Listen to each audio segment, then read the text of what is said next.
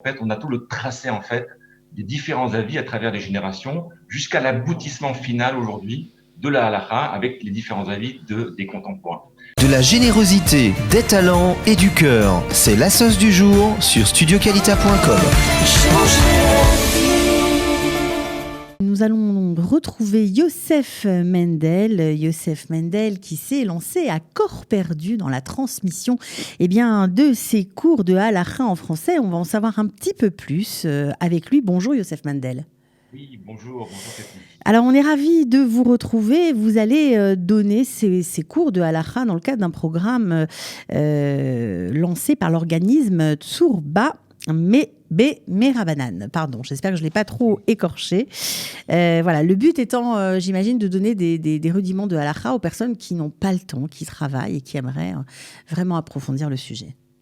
Tsurba Merabanan, c'est un centre d'études d'halakha et qui est en place, qui existe depuis 15 ans, qui a été créé par le Rav Ben Sion El Ghazi et qui est diffusé à travers aujourd'hui des centaines de centres d'études, de centaines de synagogues en Israël, et qui se veut en fait de pourvoir cet enseignement qui est l'enseignement de l'halakha avec pour appui donc les sources où l'on retrace tout le cheminement en fait ilchatique depuis la Mishnah, depuis les décisionnaires, ce qu'on appelle les Rishonim, en passant par le Shulchan Aruch et jusqu'aux décisionnaires de nos jours. Donc en fait, on a tout le tracé en fait des différents avis à travers les générations jusqu'à l'aboutissement final aujourd'hui de la halakha avec les différents avis des contemporains. Donc c'est le but en fait de cette étude de Tsurba Merabanan. Et aujourd'hui, en fait depuis déjà 3 ans, le Rav El Ghazi, donc le directeur de cet établissement, a mis en place, il a poussé le cran si vous voulez, un programme en fait permettant de former en fait les gens qui travaillent, qui n'ont pas la chance d'être au collège toute la journée, et de leur donner en fait une théoda, un diplôme en fait, ce qu'on appelle de Rav Kila, de Roué Rouhani. Donc c'est un programme qui se fait en 2 ans, voilà, et pendant lesquels on étudie en fait tout ce qui s'étudie pour le même programme de la Rabbanout, à savoir Shabbat, Tarat Mishpacha, donc la pureté familiale, Bassar Vechalab, tout ce qui est lait et viande, et les lois concernant les endeuillés. Donc, alors ça, c'est le programme en 2 ans, c'est pour ceux qui étudient en hébreu, mais je crois que pour les gens qui vont étudier en français et avec vous, c'est vous qui allez donner les cours, eh bien le programme a été réduit. Pourquoi ? Voilà, alors le programme a été réduit parce que, d'abord parce qu'on se lance, c'est une nouveauté en fait, ce qu'on essaie de créer avec le Rav El Ghazi en fait, de transférer en fait ce même programme avec des gens qui à la base ne sont pas des hébraïsants, qui n'ont pas eu peut-être tous la chance d'étudier en yeshiva. Donc c'est un programme qui va être réduit quelque part, mais on va toujours apporter bien entendu les grandes traces de la halakha, les grands thèmes ilchatiques qu'on retrouve dans Shabbat, dans Bassar Vechalab. Le modèle va être masqué si vous voulez, mais un petit peu à une échelle réduite parce que, encore une fois, nous parlons donc de personnes qui à la base ne sont pas hébraïsantes et donc qui n'ont pas toujours eu la chance d'étudier en yeshiva. Ok, alors il y a beaucoup de questions qui se bousculent parce que connaître la halakha, notamment au sein de son foyer, jusqu'à présent, en tout cas pour les francophones, quand il y avait un problème de ce type, eh bien, on faisait référence à son rabbin, tout simplement. Pourquoi ce besoin de donner de l'indépendance dans l'étude ? Alors voilà, c'est en fait le défi du Rav El Ghazi. En fait, si vous voulez, jusqu'à aujourd'hui, même on parle du public israélien, eh bien, la halakha est souvent réservée à l'élite, en fait, les rabbanim, les grands rabbanim. Et pour un oui, pour un non, eh bien, on appelle le Rav. Aujourd'hui, on a un WhatsApp, etc., un SMS. Pour une question, il faut savoir que les 3/4 des questions qui sont adressées aujourd'hui aux rabbins sont généralement des questions d'halakha élémentaires. Que tout un chacun, à partir du moment où il a les bases, les rudiments de l'halakha, peut résoudre le problème ou bien il est à même à ouvrir un livre et trouver la solution. D'accord, donc là, vous avez, enfin en tout cas le Rav a tenu à donner plus d'indépendance aux gens et à leur dire, bah oui, vous pouvez vous aussi trancher la halakha. Alors ça paraît un peu fou, même irrévérencieux quand on dit ça, mais finalement, c'est exactement le but de ce programme. C'est exactement le but. Il y a une série de questions qui se posent, le Shabbat, et le lait et la viande. On peut donner quelques exemples. Bah oui, mais bien sûr, allez-y. Tout simplement, un exemple de lait et de viande qui est assez fréquent. vous cuisinez aujourd'hui donc dans un plat bassari de la viande, et 1 heure après, vous l'avez bien rincé, votre fille fait des pâtes dans cette même casserole, et alors vous vous posez la question, est-ce que dans son assiette, après, on peut rajouter, oui Du, ou non, du du fromage. beurre ou du fromage? Voilà, ce qu'on appelle, c'est le principe de Nat Barnett, c'est-à-dire que la viande va donner du goût à la casserole, le goût de la viande qui est dans la casserole va le transmettre aux pâtes, et la grande question, c'est de savoir est-ce que le goût de viande qui est dans les pâtes est considéré comme viande, oui ou non. Et à ce moment-là, Ah, il va si on falloir trancher parce que sinon, il y a plein de gens qui vont se demander, bah alors, qu'est-ce qu'on fait? alors a priori, pour la majorité des postings, des décisionnaires, c'est interdit. Il y a une DA qui permet, c'est le Rav Yosef, mais sinon la grande majorité, que ce soit Ashkenaz ou séfarade, n'interdisent pas. Ça, c'est voilà, les viandes. En ce qui concerne, il y a le mangal, c'est quelque chose de très fréquent en Israël, à savoir comment faire le foie. C'est des questions qui se répètent très fréquemment. Lorsque vous prenez une brochette métallique et vous mettez vos foies, eh bien, il faut savoir que le foie, donc, c'est un membre qui est entièrement de sang.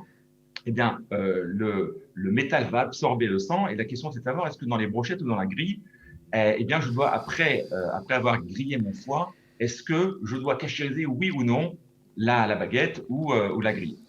Voilà, ça c'est une autre question. Est-ce qu'il faut saler le foie? Si après l'avoir grillé, je désire faire cuire mon foie, le faire revenir avec des oignons, avec une sauce, etc., quel est le degré de grillade nécessaire pour pouvoir le faire?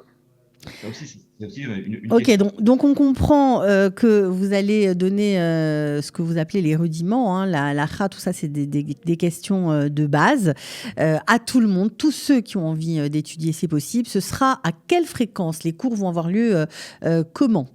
Alors, les lieux vont avoir lieu, donc ce sera des lieux donc, dispensés en français par Zoom, 1 fois par semaine. À raison de la durée sera de 1 heure et demie par semaine. Ok. Et voilà, donc on sera par Zoom. Voilà, j'interviendrai. Les participants, les étudiants, bien entendu, interviendront, bien entendu. On est là pour ça. Et puis, il y aura, on essaiera de former ce qu'on a fait dans notre formation, ce qu'on appelle des chéroutot, en fait, des couples d'études, en fait, entre les différents étudiants, de façon à ce qu'ils puissent faire revoir les cours, faire les chazarot comme il se doit. Et à part ça, bien entendu, il y aura des devoirs à faire chaque semaine.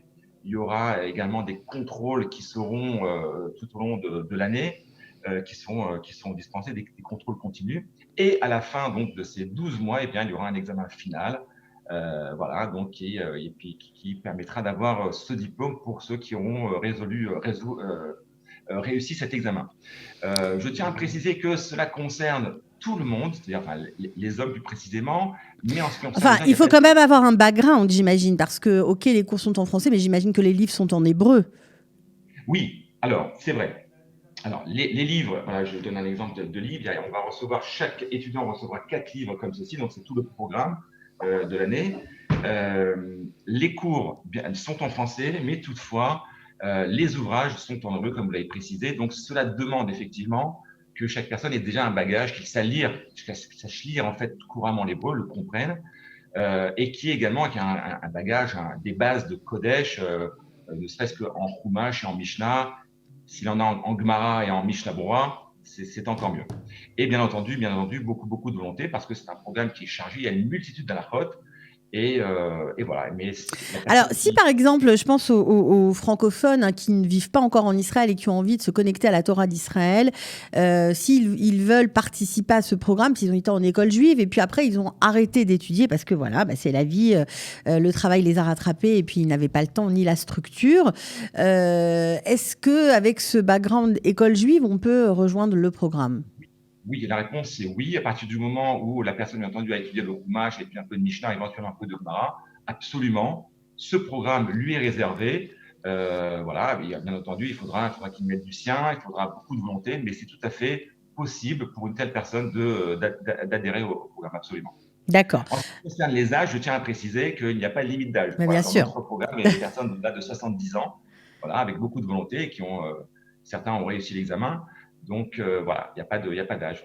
Bah alors, Par contre, quand vous parlez d'examen, ça donne droit à quelque chose de spécial? Ça donne c'est une un titre théouda qui ou... est reconnue par la rabbanoute, voilà, et qui va être distribuée par un des grands rabbiniques d'Israël. Ah oui, quand même, Absolument. c'est quand Avec même une pas mal. signature d'un des grands rabbins d'Israël, absolument. Ok, donc C'est un diplôme donc, officiel, absolument. diplôme officiel, donc formation sérieuse en plus en français. Donc si vous avez envie, ben voilà, de découvrir tout ça, toutes ces questions d'halakha et d'être un peu plus indépendant, voilà, ben c'est le moment. Évidemment, ce n'est pas une formation qui est gratuite, c'est payant, mais je crois que c'est pas très cher. Mais c'est pas très cher, ça va tourner autour de 120 shekels par mois. Et sachant que les 2 premiers cours, donc, ce sont des cours d'essai pour ceux qui appréhendent encore. Eh bien, les 2 premiers cours sont des cours d'essai sans engagement. Et après, c'est 120 shekels par mois. Voilà. Et les cours commenceront après Toubishvat, c'est ça? Donc, dans un peu moins d'un mois environ, tout de suite après Toubishvat, Bezrat Hashem, on commence le programme avec. D'accord. Alors, on va donner quand même le numéro de téléphone. C'est un secrétariat en français. Vous avez bien fait les choses. Elle s'appelle Yael. C'est le 058 732 26 pour l'appeler et pour réserver. On peut aussi monter sur le site, voilà, tout simplement pour s'inscrire. Oui, www.tsurba.com. Voilà, et là, vous serez un pro en halakha. En tout cas, si ça vous branche, voilà, c'est le moment. On vous remercie beaucoup, Youssef Mendel. On rappelle que vous travaillez aussi parallèlement. Donc, vous avez vraiment expérimenté la formule et apparemment, ça fonctionne. On vous retrouvera peut-être dans une prochaine émission. À très bientôt. Merci Cathy, à bientôt. De la générosité, des talents et du cœur, c'est la sauce du jour sur studioqualita.com.